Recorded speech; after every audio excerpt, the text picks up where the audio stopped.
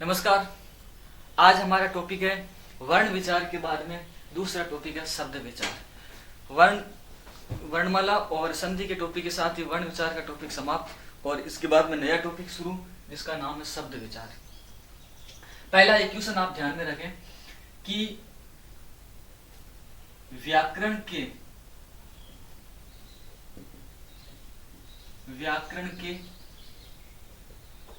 3 अंग होते हैं। व्याकरण के कितने अंग होते हैं? 3। पहला अंग होता है वर्ण, दूसरा अंग होता है शब्द और तीसरा अंग होता है वाक्य। ये 3 अंग होते हैं व्याकरण के, वर्ण, शब्द और वाक्य। तो जब हम वर्ण पूरा पढ़ लेंगे, शब्द पूरा पढ़ लेंगे, वाक्य पूरा पढ़ लेंगे तो व्याकरण पूरी पढ़ लेंगे। जैसे वाक्य के अंग, वाच्य, वाक्य के प्रकार, वाक्य की परिभाषा, मुहावरे, ये सारे किसमें आते हैं? वाक्य में आते हैं। शब्दों में संज्ञा, सर्वनाम, क्रिया, विशेषण, आपके समास, ये सारे किसमें आते हैं? शब्द विचार में। और संधि और वर्ण विचार का टॉपिक आता है वर्ण में। तो व्याकरण के 3 ही अंग होते हैं, एक तो वर्ण, एक शब्द और एक वाक्य। थोड़ी डिटेल देख लीजिए। भाषा की सबसे छोटी इकाई कौन सी होगी? वर्ण होगी। शब्द, अब देखिए, ये सिर्फ वह एक वर्ण है, वह 2 वर्णों से एक शब्द बना और वह आया, और इन 2 शब्दों से क्या बना? एक वाक्य बना। 2 पदों से एक वाक्य बना। भाषा की सबसे छोटी इकाई वर्ण हुआ। शब्द भाषा की सबसे छोटी इकाई होती है, लेकिन कैसी होती है? सार्थक इकाई, क्योंकि वर्ण का कोई अर्थ नहीं होता, शब्द का अर्थ होता है, इसलिए भाषा की सबसे छोटी सार्थक इकाई। तो फिर वाक्य, तो वाक्य ध्यान रखें, वह जो शब्द है इसका अर्थ तो है किसी व्यक्ति विशेष को संकेत करने के लिए वह शब्द, तो अर्थ तो मिल गया वह का। लेकिन अगर ये महत्वपूर्ण ध्यान रखें, एग्जाम में क्वेश्चन पूछ ले भाव या भावार्थ की दृष्टि से भाषा की सबसे छोटी इकाई कौन सी होगी? तो फिर वाक्य होगी। भाव या भावार्थ के हिसाब से, भाव या भावार्थ मतलब वह शब्द का अर्थ तो मिल गया लेकिन कोई भावार्थ नहीं मिला। वह आया तो आने का भाव प्रकट हुआ, वह गया, वह पिया खाया। तो ये सारे ध्यान रखें। भाषा की सबसे छोटी इकाई तो हो गया वर्ण, सबसे छोटी सार्थक इकाई तो हो गया शब्द, और भाव या भावार्थ की दृष्टि से भाषा की सबसे छोटी इकाई तो फिर वाक्य। तो वर्ण विचार का टॉपिक हमने समाप्त कर दिया। 2 वर्णों के मेल से जैसे शब्द बनाया, या पहले वर्ण विचार पे डिस्कस किया। अब चलेगा आपके शब्द विचार पे। शब्द विचार का टॉपिक समाप्त होने के बाद में आपका अगला बिंदु होगा वाक्य विचार का। तो व्याकरण के जो 3 अंग होते हैं उसमें वर्ण, शब्द और वाक्य। इसमें से वर्ण समाप्त हो गए, शब्द शुरुआत हुई, तो आज हम शुरुआत करें शब्द विचार की। तो देखिए, हमने जैसे वर्ण विचार के बिंदु में पढ़ा था कि वर्णों के भेद पढ़े थे, वर्णों की परिभाषा पढ़ी थी, वही स्थिति शब्दों में रहेगी। शब्दों के भेद होंगे, शब्दों की परिभाषा होगी। तो शब्द विचार में हमने सबसे पहले बिंदु लिया वर्गीकरण का। एक बार मैंने 4 हेडिंग लिखी है, इसको आप लिख लीजिए क्योंकि अभी मिटाना पड़ेगा, इसको थोड़ा समझाना पड़ेगा। पहला वर्गीकरण है वाक्य में प्रयोग और रूप परिवर्तन के आधार पर शब्द कितने प्रकार के होते हैं। तो पहला वर्गीकरण हो गया 1। दूसरा, इतिहास, उत्पत्ति और स्रोत के आधार पर शब्द कितने प्रकार के होते हैं। इस बिंदु को विशेष रूप से ध्यान रखें। मैंने स्रोत यहाँ पे इस तरह से लिखा, यही सही होता है। अगर कहीं पर भी इस तरह से स्रोत शब्द लिखा हुआ रहता है तो वो गलत होगा, क्योंकि ये शब्द क्या रहता है? स्रोत होता है, स्रोत नहीं होता। तो स्रोत, इतिहास, उत्पत्ति और स्रोत के आधार पर शब्द कितने प्रकार के होते हैं उसका वर्गीकरण होगा। व्युत्पत्ति, रचना और बनावट के आधार पर शब्द कितने प्रकार के होते हैं उनका वर्गीकरण होगा। और अर्थ के आधार पर शब्द कितने प्रकार के होते हैं। तो आप देख सकते हैं, सबसे पहले हम ले लेते हैं नीचे से, अगर ले पहला बिंदु अर्थ के आधार पे, तो अर्थ के आधार पे शब्द आ जाएंगे। जैसे मान लीजिए आपको एक शब्द दे दिया समानार्थी, पहला एक प्रकार ले लिया हमने समानार्थी। समानार्थी यानी समान है अर्थ जिसके, तो सारे पर्यायवाची इसमें आ जाते हैं। दूसरा आ गया विलोमार्थी, विलोम है जिसके अर्थ, तो विलोम शब्द इसमें आ गए। तीसरा प्रकार ले लिया हमने अनेकार्थी, जिसके अनेक अर्थ हो, एक शब्द के अनेक अर्थ हो, अनेकार्थी। चौथा इसका ले लिया हमने भिन्नार्थी, जिसको समश्रुति भिन्नार्थक शब्द भी कहते हैं। समश्रुति सुनने में समान और अर्थ अलग हो, इनको युग्म शब्द भी कहा जाता है, समश्रुति भिन्नार्थक। अनेकार्थी में जैसे वाक्यांश के लिए एक शब्द, जैसे वाक्यांश के लिए एक शब्दों का प्रयोग करें, तो ये सारे के सारे ग्रामर के टॉपिक आपके क्या है? शब्दकोश के, डिक्शनरी के शब्द। तो अर्थ के आधार पर शब्द कई प्रकार के होते हैं, समानार्थी होते हैं, विलोमार्थी होते हैं, अनेकार्थी होते हैं, भिन्नार्थी होते हैं, भिन्नार्थी होते हैं युग्म शब्द, अनेकार्थी होते हैं वाक्यांश के एक शब्द। तीसरा अगर हम पढ़े तो व्युत्पत्ति और रचना और बनावट के आधार पर शब्द होते हैं तीन प्रकार के। पहला जो शब्द होता है वो होता है रूढ़, दूसरा होता है यौगिक और तीसरा होता है योग रूढ़। रूढ़, यौगिक और योग रूढ़ तीन प्रकार के। इतिहास, उत्पत्ति और स्रोत के आधार पर शब्द होते हैं चार प्रकार के। तत्सम, तद्भव, देशज और विदेशज। और अगर एक प्रकार हम माने तो हम इस चौथे के बाद में पांचवा संकर शब्द भी मान सकते हैं, जो दो भाषाओं से मिले हुए शब्द है, संकर शब्द। तो इतिहास, उत्पत्ति और स्रोत के आधार पर शब्द होते हैं चार प्रकार के या पांच प्रकार के। वैसे चार प्रकार माने जाते हैं, संकर शब्द बाद में, तत्सम, तद्भव, देशज और विदेश। व्युत्पत्ति, रचना और बनावट के आधार पर सब प्रकार होते हैं रूढ़, यौगिक और योग रूढ़, यानी ये होते हैं सिर्फ तीन प्रकार के। अब देखो एग्जाम में सवाल कैसे पूछा गया कि एग्जाम में क्वेश्चन कैसे है, सीधा क्वेश्चन था। अब देखो इसमें दो नाम मिलते हैं, एक तो उत्पत्ति और एक व्युत्पत्ति। अगर आपको पूछ ले उत्पत्ति के आधार पर शब्द कितने प्रकार के होते हैं तो आपका उत्तर होगा चार, और अगर आपको पूछ लिया व्युत्पत्ति के आधार पर शब्द कितने प्रकार के होते हैं तो आपका उत्तर होगा तीन। ये क्वेश्चन पूछा गया और कई बार गलत हुआ है। ध्यान रखिए, उत्पत्ति और व्युत्पत्ति इन दो शब्दों से बसे। अगर व्युत्पत्ति के आधार पर पूछा गया तो शब्द तीन ही प्रकार के होते हैं, और अगर उत्पत्ति के आधार पर पूछा गया तो शब्द चार प्रकार के होते हैं, तत्सम, तद्भव, देशज और विदेशज। अब पहला जो टॉपिक है सबसे आखिर में इसको थोड़ा सा डिटेल से समझाना पड़ेगा। ये साधारण बातें थी, अर्थ के आधार पर शब्द हो गए, व्युत्पत्ति रचना के आधार पर हो गए, इतिहास उत्पत्ति के आधार पर हो गए। इनको हम शुरू से पढ़ना शुरू करेंगे तो क्रम से ये सारे पढ़ेंगे। ये विलोमार्थी, समानार्थी, अनेकार्थी, भिन्नार्थी, इनको भी बहुत अच्छे से पढ़ेंगे, कभी न भूलने वाले तरीके से। अब देखिए पहला जो बिंदु है वाक्य में प्रयोग और रूप परिवर्तन के आधार पर शब्द कितने प्रकार के होते हैं। तो यहाँ ध्यान रखें, वाक्य में प्रयोग और रूप परिवर्तन के आधार पर शब्द होते हैं आपके दो प्रकार के। पहला विकारी, दूसरा अविकारी। जैसे स्पष्ट कर देते हैं, अविकारी शब्द ही अव्यय कहलाते हैं, अविकारी शब्द ही अव्यय कहलाते हैं। विकारी शब्दों में कौन कौन से शब्द आते हैं? पहला शब्द आता है संज्ञा, दूसरा शब्द आता है सर्वनाम, तीसरा शब्द आता है विशेषण, चौथा शब्द आता है क्रिया विशेषण। संज्ञा, सर्वनाम, विशेषण और क्रिया विशेषण। संज्ञा, सर्वनाम, विशेषण और क्रिया, ये चारों होते हैं वो किसमें आते हैं? विकारी में। और अविकारी में भी चार शब्द होते हैं, क्रिया विशेषण, दूसरा समुच्चय बोधक और तीसरा होता है आपके विस्मयादि बोधक और चौथा होता है आपके संबंध बोधक। क्रिया विशेषण चार प्रकार के होते हैं, रीतिवाचक, स्थानवाचक, परिमाणवाचक और कालवाचक। ये भी चार प्रकार के होते हैं क्रिया विशेषण। ये तीन नहीं होते, सिर्फ क्रिया विशेषण चार तरह के होते हैं। तो वाक्य में प्रयोग और रूप परिवर्तन के आधार पर शब्द कितने प्रकार के होते हैं? दो प्रकार के, एक विकारी शब्द, दूसरे अविकारी शब्द। और विकारी शब्द होते हैं चार और अविकारी भी होते हैं चार। अब विकारी और अविकारी क्या होते हैं ये भी महत्वपूर्ण रहेगी। और यहाँ अगर आप विकारी और अविकारी इन दो शब्दों का अर्थ समझते हैं तो बहुत आसान, आगे आने वाला जो बिंदु होगा बहुत आसान हो जाएगा आपके लिए। ये समझना बहुत ही महत्वपूर्ण है। अभी मैं आपको एक उदाहरण से समझाता हूँ। देखिए, सिर्फ विकारी शब्द पे डिस्कस करें तो विकार शब्द जो है संस्कृत का है, तत्सम शब्द है, आगे चर्चा करेंगे इसमें। इसका तद्भव होता है बिगाड़। विकार का तद्भव होता है बिगाड़। किसी में विकार है, दोष है, तो मतलब विकृत रूप है, बिगड़ा हुआ रूप है ना। विकार सबसे विकृत नाम करते हैं, विकृत, बिगड़ा हुआ। तो विकार शब्द का अर्थ होता है बिगाड़, बिगड़ना। अब देखो यहाँ बिगड़ना से क्या तात्पर्य कि जो शब्द विकारी और अविकारी का मतलब क्या हुआ कि जो शब्द हमेशा बिगड़ते हैं। बिगड़ते का मतलब होता है अपना रूप परिवर्तन कर देते हैं, वो शब्द विकारी होते हैं। और जो शब्द अपना रूप परिवर्तन नहीं करते हैं वो क्या रहते हैं? अविकारी। इसमें अ उपसर्ग लगा गया और विकारी मूल शब्द है। तो ध्यान रखिए कि कौन सा ऐसा शब्द है जो विकारी रूप में है और कौन सा ऐसा शब्द होते हैं जो अविकारी रूप में होते हैं।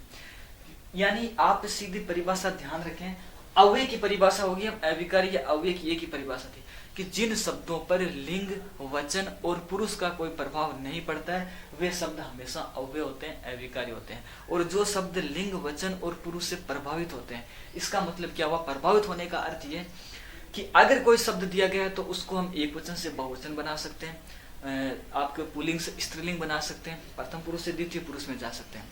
लेकिन कुछ शब्द होते हैं जो कैसी भी स्थिति हो वो हमेशा अपने एक ही रूप में रहते हैं, एक ही रूप में रहते हैं, अर्थात वो बिगड़ते नहीं है, अपना समान रूप रखते हैं, मूल रूप रखते हैं, इसलिए उन शब्दों को क्या कहते हैं?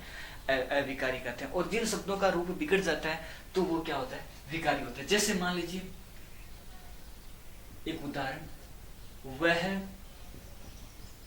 तेज दौड़ता है, इसी की जगह लिख दिया मैंने वे तेज दौड़ते हैं। ध्यान से देखें, यहां वह शब्द था, इसका बहुवचन बनाने पर वे बना, अर्थात शब्द का विकृत रूप है, शब्द बिगड़ गया, बहुवचन बन गया। दौड़ता एक वचन था, बहुवचन दौड़ते बन गया, इसमें भी विकृत रूप हो गया। है यहाँ एक वचन में, ये बहुवचन में, क्योंकि इस है के ऊपर बिंदी लगी गई इसलिए ये बहुवचन प्रयुक्त है। लेकिन ये जो तेज शब्द है दोनों शब्दों में समान ही है, अर्थात इसमें कोई भी विकृत रूप नहीं है, इसलिए इस शब्द को किस श्रेणी में रखेंगे? अविकारी। बाकी वह दौड़ता है, वे दौड़ते, ये है विकारी में। अब वह शब्द संज्ञा है, सर्वनाम है, विशेषण है या क्रिया है? दौड़ता, दौड़ते है, ये सब संज्ञा, सर्वनाम, क्रिया, विशेषण जो भी है होगा इनमें से कोई एक। लेकिन अब आपको समझना यही, अब एक लास्ट आप जैसे देख सकते हैं आपके सामने, जैसे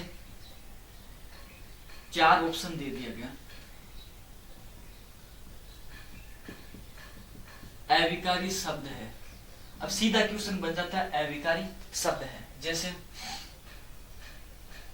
घर, शहर, कुर्सी और धीरे, ये 4 शब्द दे दिया। आपको पूछ लिया गया कि इनमें से अविकारी शब्द कौन सा है? घर, शहर, कुर्सी और धीरे।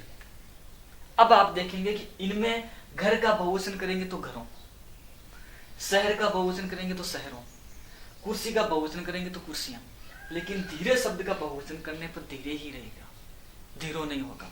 तो ये शब्द किसी भी रूप में बदला नहीं है, बिगड़ा नहीं है, इसलिए धीरे शब्द तो अविकारी है। अविकारी में कौन सा भेद है? ये आगे का बिंदु है। और ये सारे शब्द संज्ञा, सर्वनाम, विशेषण और क्रिया में से है। लेकिन अब संज्ञा कौन सी है, सर्वनाम कौन सा, क्रिया है या नहीं है, वो आगे यहाँ हम पढ़ेंगे तो समझ में आएगा। तो वाक्य में प्रयोग और रूप परिवर्तन के आधार पर शब्द 2 प्रकार के होते हैं, विकारी और अविकारी। तो विकारी शब्दों में संज्ञा, सर्वनाम, विशेषण और क्रिया होते हैं, और अविकारी शब्दों में क्रिया, विशेषण, समुच्चय बोधक, विस्मयादि बोधक और संबंध बोधक होते हैं। तो ये आपके एक बार आप इसको लिखें, चारों को लिखें, यही हेडिंग रहेगी। सबसे पहले हम शुरुआत संज्ञा से करेंगे, फिर सर्वनाम से करेंगे, विशेषण से करेंगे और क्रिया से करेंगे। उसके बाद में हम क्रिया, विशेषण, समुच्चय बोधक, विस्मयादि बोधक और संबंध बोधक, ये टॉपिक समाप्त होगा तो एक भेद समाप्त हो जाएगा, वाक्य में प्रयोग या रूप परिवर्तन के आधार पर शब्दों के प्रकार। तो इसके बाद में अगला होगा व्युत्पत्ति, रचना, बनावट के आधार पर इतिहास। तो क्रम से चलते रहेंगे और शब्द विचार भी साथ में समाप्त हो जाएंगे। अब यहाँ ये पूरा वर्गीकरण लिख लिया। अब यहाँ हम जैसे बोलेंगे उसी तरह से लिखने का प्रयास करेंगे। जैसे पहला बिंदु ले लिया हमने, अब हम यहाँ वाक्य में प्रयोग और रूप परिवर्तन के आधार पर ये आपने लिख लिया, तो अब इसका यहाँ लिखने की जरूरत नहीं है, ये पूरी हेडिंग हो गई। पहला बिंदु बनाइए,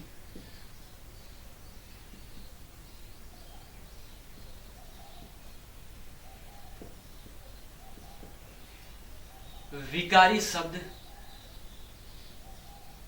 संज्ञा। विकारी शब्द संज्ञा, क्यों? संज्ञा शब्द क्या है? विकारी है। सर्वनाम क्या है? विकारी है। क्रिया क्या है? विकारी है। और विशेषण क्या है? ये भी विकारी है। तो संज्ञा शब्द, विकारी शब्द क्या हो गया? ये संज्ञा। अब इस संज्ञा के बारे में हम जैसे शुरुआत में क्या करते, छोटी कक्षाओं में पढ़ते थे, सीधा संज्ञा ही पढ़ लेते थे, ये विकारी और अविकारी नाम हमारे ध्यान में नहीं रहे। तो देखो संज्ञा किसे कहते हैं? किसी व्यक्ति वस्तु स्थान आदि के नाम को संज्ञा कहते हैं, ये पढ़ते हैं। लेकिन अब हम जैसे कंपटीशन के हिसाब से संज्ञा को देखें तो ये परिभाषा कोई मायने नहीं रहती कि संज्ञा किसे कहते हैं। हाँ, कंपटीशन के हिसाब से हम ध्यान रखें, संज्ञा की परिभाषा यही रहेगी,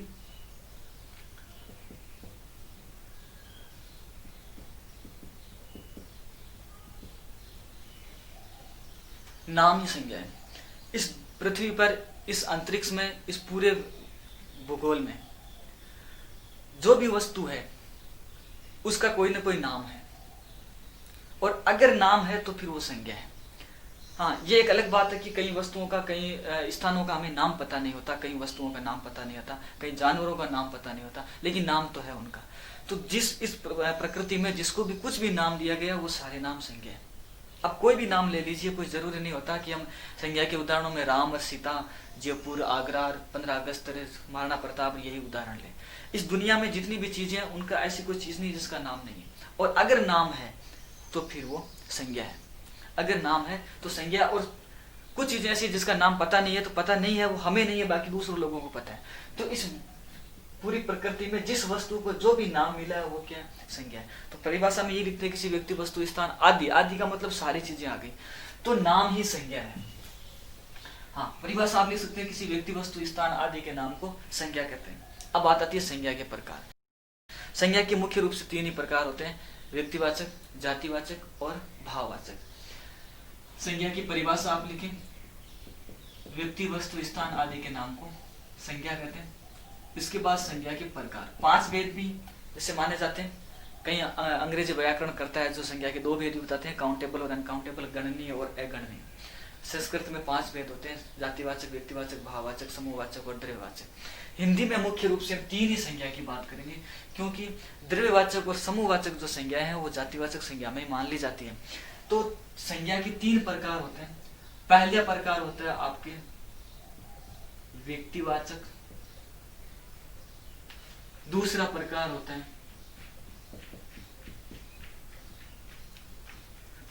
जातिवाचक, और तीसरा प्रकार होता है भाववाचक।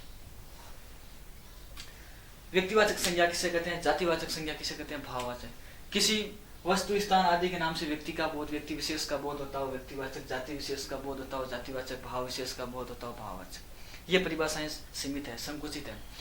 अब देखो, इनको आपको बहुत अच्छे से पढ़ेंगे, कोई परिभाषा याद करने की जरूरत नहीं। कभी भी आप संज्ञा समझने के मामले में आपको कभी कठिनाई नहीं होगी। अब ध्यान से देखें, जहां पर भी आपको संज्ञा के बारे में पूछा गया हो कि 4 उदाहरण दिए गए हो कि 4 विकल्पों में से भाववाचक कौन सी है, जातिवाचक कौन सी है, तो आप ध्यान रखें, एक सावधानी। सबसे पहला मैं आपको पहला स्टेप बताता हूं, उस स्टेप से आप करें, निश्चित मान के चलिए कभी गलती नहीं होगी। ध्यान देखिए, व्यक्तिवाचक, जातिवाचक और भाववाचक। सबसे पहले कन्फर्म करना चाहिए कि भाववाचक संज्ञाएं वो संज्ञाएं होती हैं जिन्हें हम छू नहीं सकते, अर्थात अस्पर्श होती है। अब आपको ऑप्शन में 4 विकल्प दिए गए, तो उनमें पहली चीज ये दी कि किसको हम छू नहीं सकते। अगर उसको छू नहीं सकते तो उसमें भाववाचक संज्ञा नहीं। जैसे मान लीजिए, हमने उदाहरण दे दिया हमारे सामने, घर, गाड़ी, बुराई और ये उदाहरण आप ले सकते हैं पेन। अब आपको पूछ लिया गया इनमें से भाववाचक संज्ञा कौन सी है। घर छू सकते हैं, गाड़ी छू सकते हैं, पेन छू सकते हैं, लेकिन बुराई को नहीं छू सकते। ये भाववाचक संज्ञा हो गया। पहली भाववाचक संज्ञाएं सदैव क्या होती है, अस्पर्श होती है, अनुभवजन्य होती है और अदृश्य होती है। देख भी नहीं सकते, छू भी नहीं सकते। तो पहली चीज, हमेशा संज्ञा का क्वेश्चन सही करते समय व्यक्तिवाचक संज्ञा नहीं पहचाने, उसमें भाववाचक संज्ञा पहचाने। 4 विकल्पों में वो संज्ञा कौन सी है जिसको हम छू नहीं सकते, देख नहीं सकते, चख नहीं सकते, सिर्फ अनुभव कर सकते। तो सिर्फ 4 ऑप्शनों में बुराई जो शब्द है इसको हम देख नहीं सकते, छू नहीं सकते। बाकी घर, गाड़ी और पेन, इन तीनों को देख सकते हैं और तीनों को छू सकते हैं। अब यह पता हो गया कि इसमें भाववाचक संज्ञा है या नहीं है। उसके बाद में व्यक्तिवाचक और जातिवाचक को कैसे पहचाने, बहुत ही बेहतरीन तरीके से बताऊंगा मैं आपको। जीवन में कभी आपको ऐसी स्थिति नहीं आएगी कि संज्ञा को दोबारा उठा के या उठाकर पढ़ने की जरूरत पड़ेगी, नहीं पड़ेगी। ध्यान दें, व्यक्तिवाचक संज्ञा हम कई बार अलग अलग ट्रिक लगाते हैं कि दुनिया में जो चीज एक ही हो ये पर्सनल नाउन होती है। नहीं, दुनिया में तो बहुत सारी चीजें एक ही है, कहीं एक नाम के कई लोग मिल जाते हैं। तो हाँ ठीक है, गंगा नदी एक है, पृथ्वी एक है, सूर्य एक है, चंद्रमा एक है, कुछ चीजें सीमित है, लेकिन कई चीजें ऐसी दुनिया में बहुत सारी हैं। कई तिथियों के नाम आ जाते हैं, है ना, तो कई कंपनियों के नाम आ जाते हैं। तो ध्यान रखें, चौराहों का नाम आ जाते हैं। सुभाष सर्किल जयपुर में भी है, सुभाष सर्किल मान लीजिए, कई जगह सुभाष सर्किल है, चौराहों के नाम, लेकिन आते व्यक्तिवाचक संज्ञा में। ध्यान रखें, एक ही सूत्र एक ही तरीके से ध्यान रखें, कभी सवाल गलत नहीं होगा। व्यक्तिवाचक संज्ञा सदैव, ध्यान रखिए इस बिंदु को, व्यक्तिवाचक संज्ञा सदैव एक वचन होती है, और उस संज्ञा को, दूसरा बिंदु, व्यक्तिवाचक संज्ञा को कभी भी हम बहुवचन नहीं बना सकते। ये व्यक्तिवाचक संज्ञा की खासियत होती है। व्यक्तिवाचक संज्ञा सदैव एक वचन में ही होगी, और व्यक्तिवाचक संज्ञा को कभी भी बहुवचन नहीं बना सकते। और अगर हमने व्यक्तिवाचक संज्ञा को बहुवचन बना भी दिया है तो फिर व्यक्तिवाचक संज्ञा जातिवाचक में चली जाएगी। भाववाचक संज्ञा भी सदैव एक वचन ही होती है, वो कभी भी बहुवचन नहीं हो सकती। और अगर भाववाचक संज्ञा को बहुवचन बना दिया गया तो वो भी किस में चली जाएगी, जातिवाचक संज्ञा में ही चली जाएगी। अब यहाँ पे मैं आपको कुछ उदाहरणों से बता देता हूँ जो चीज बताइए। सबसे पहले भाववाचक संज्ञा का ध्यान रखें, फिर व्यक्तिवाचक संज्ञा का ध्यान रखें, और फिर जातिवाचक संज्ञा का ध्यान रखें। देखो, जैसे मान लीजिए 4-5 उदाहरण आप देख सकते हैं संज्ञाकों में। एक उदाहरण मैंने लिया,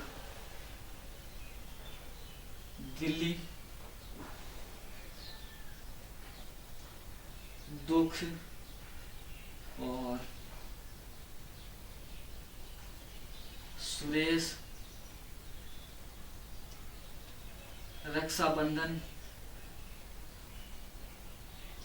और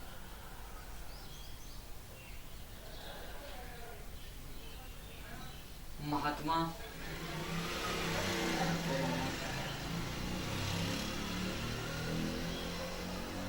डर। इतने ही उदाहरण काफी है। दिल्ली, दुख, सुरेश, रक्षाबंधन, महात्मा और डर, ये 5-6 उदाहरण दिए। ध्यान से देखें। सबसे पहले इन 3 ही तरीके से पढ़ें। भाववाचक संज्ञा से ले, इनमें से वो चीजें कौन सी है जिसको हम छू नहीं सकते, स्पर्श से होती है, देख नहीं सकते। दिल्ली देख सकते हैं, दुख देख नहीं सकते, और छू देख सकते हैं तो फिर छू नहीं सकते, ये भाववाचक संज्ञा है। सुरेश देख सकते हैं, कोई नाम है लड़के का। रक्षाबंधन देख सकते हैं, महात्मा देख सकते हैं, छू सकते हैं। डर, इसको छू नहीं सकते, ये भाववाचक संज्ञा है। यहाँ ये 2 भाववाचक संज्ञा।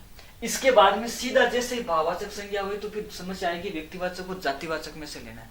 तो व्यक्तिवाचक संज्ञा की खासियत होती है कि वो हमेशा एक वचन होती है, और एक वचन से जातिवाचक भी एक वचन होती है, लेकिन जातिवाचक संज्ञा एक वचन से बहुवचन बन जाती है। व्यक्तिवाचक संज्ञा कभी भी एक वचन से बहुवचन में नहीं बनती है। तो दिल्ली बहुवचन क्या होगा, कुछ भी नहीं होगा, दिल्ली का बहुवचन दिल्ली ही होगा, ये व्यक्तिवाचक संज्ञा। सुरेश बहुवचन। अब एक सुरेश नाम के 10 लड़के खड़े, हम उनको ये नहीं कह सकते कि सुरेश हो इधर आओ। तो ध्यान रखिए, व्यक्तिवाचक संज्ञा कभी भी एक वचन से बहुवचन में परिवर्तन नहीं होती है। सुरेश में भी कौन सी संज्ञा हो गई, व्यक्तिवाचक हो गई। रक्षाबंधन, बहुत सारे रक्षाबंधन चले गए, रक्षाबंधन शब्द बहुवचन नहीं बना, ये भी क्या हो गया, व्यक्तिवाचक। महात्मा, ये महात्माओं का विचार था, ये महात्माओं की सोच थी, ये महात्माओं की देन है। तो एक वचन से बहुवचन बनते ही ये संज्ञा क्या हो जाएगी, जातिवाचक हो जाएगी, नहीं तो क्या रहेगी, ये व्यक्तिवाचक। अगर किसी शब्द को हम एक वचन से बहुवचन बना सकते हैं तो फिर वो किस में रहेगी,